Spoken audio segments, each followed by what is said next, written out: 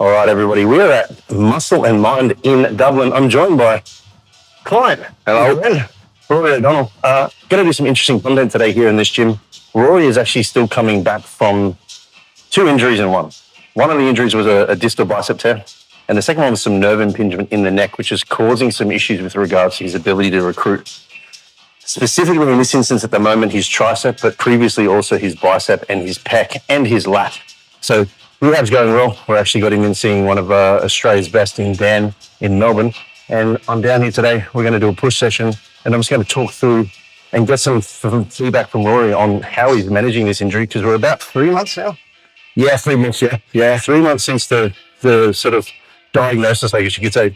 We would have expected to see some more improvement by now, which we're seeing in the bicep, which is really, really promising. But we're going to go through a training session today, do some push.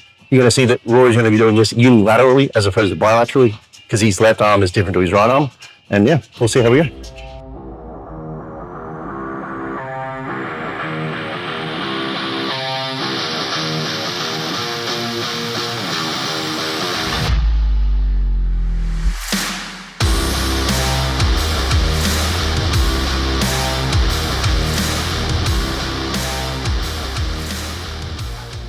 Now you see just in this section here that Rory's going to be taking a small rest period before completing another set relatively quickly. This is known as a rest pause, and we'll be explaining this in further detail soon.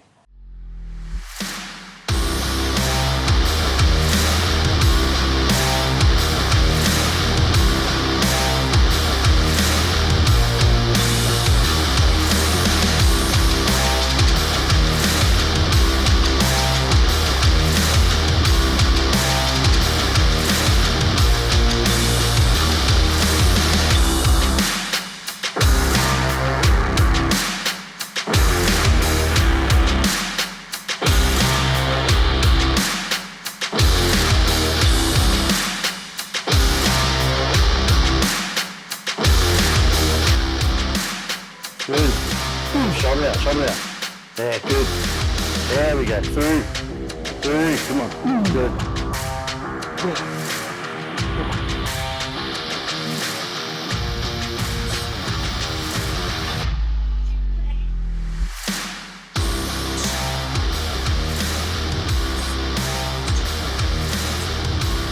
Facing. Come on. Good. Come on. Good. Come on. Just even 2. Good. There it is. Good. Now, while Rory catches his breath, I'm not going to ask him too many questions just yet, but what you can't see from the camera here is that on the left side here, Rory's working with 90 kilos. On the right side, we're working with 55. Now, I think one of the best things that I've noticed with Rory in regards to his capacity to get progress over the last 4.5 years, I think it's been, we've been going, is this isn't the first time we've actually dealt with a really intense injury. Rory's snapped his quadricep tendon before. And we came back heavier last time, we came back leaner last time, we came back with bigger quads last time. So although it may be, I suppose, like demotivating to have an injury, how are you like contending with the mental realization that you're about 40% down on this arm? And that's since the last time, since obviously the quad injury, I realized that you don't have to be training at full capacity all the time to still move forward, you know? Like I said, it was very evident, even for 18 months after the quad, I wasn't training the way I was before the quad injury, you know, to the same intensity, the same sort of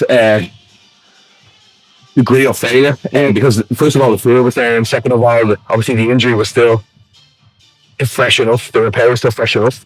So the realization that it doesn't have to be your full capacity of training all the time to still move forward is refreshing, because I know even though this is the way it is now, it's still improving weekly, you know, it's still improving weekly.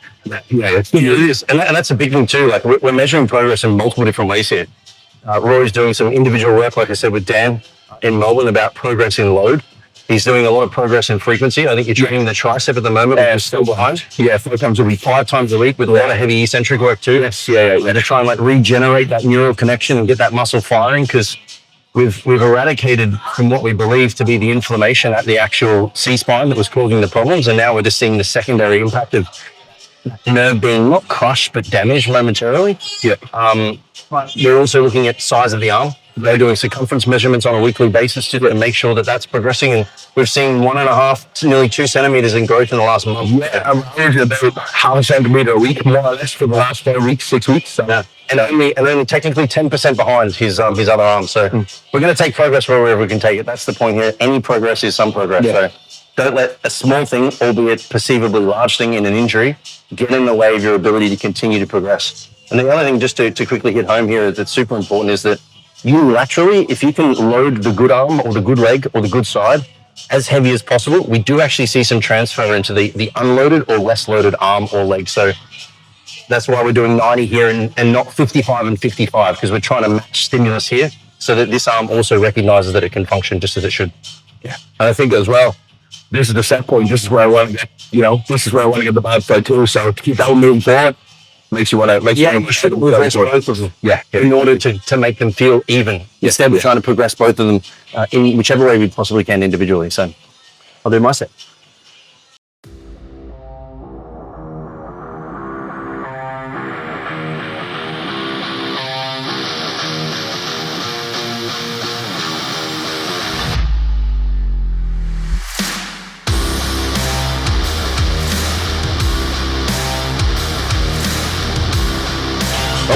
Up. That's my sticking point for chest. Now, as I catch my breath, one other thing you may have noticed is Rory actually did 2 very quick small mini sets. We're calling these rest pause sets for Rory. One of the advantages of doing that in this particular phase for him specifically is he's doing a lot of unilateral work. Now, if you were to do unilateral work for an entire workout, it's a very long workout.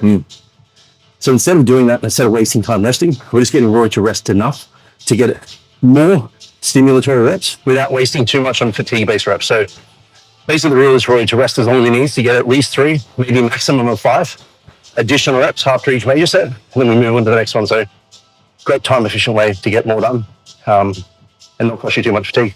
All right, we've done the heavy pressing for now. Now what we've done is going to move to a fly, which is going to really bias the lengthened portion of the pec. However, there's a double benefit here for Rory, and that is that we're going to take the tricep out of it. Now, Rory, talk me through your set, mate. You just did 65 on the bad arm and 75 on the good arm. 65 on the bad arm and 75 on the good arm. Right, so we're talking about like a 10 to 12% difference here now versus like 40% difference. Yeah. And how does that feel different to you compared to pressing? It's like this pressing it's very strange because I know the weight should be light, but it just can't get the power out through the tricep at all to push the weight. But here, like I just feel like I have a lot more control. Like I can get the power out a lot more, I just feel like there's a lot more drive to the muscle. Yeah. So it's absolutely the tricep holds me back. It's a weird feeling. Yeah, and this is where like smart programming comes into play, right? We start the session when we're fresh. We give that tricep that is currently a little bit weaker the best opportunity to get the most amount of load out of it. The pec gets a little bit of fatigue from that, obviously too. But now we can really isolate the pec in a fly motion, load it as heavy as possible, and make sure that right pec on his bad arm is not going to be in as much of a deficit in regards to growth as his left side. So feels good? Yeah.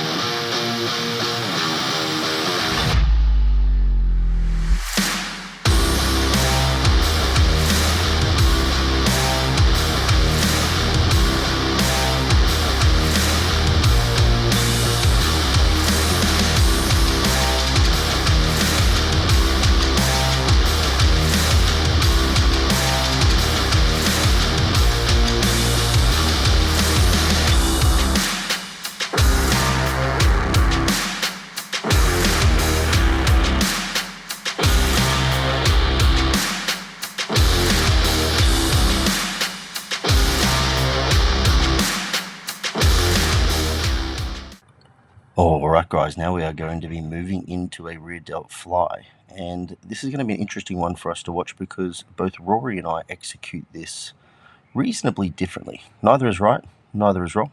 They are just different, and I'll explain that as we are going through each exercise.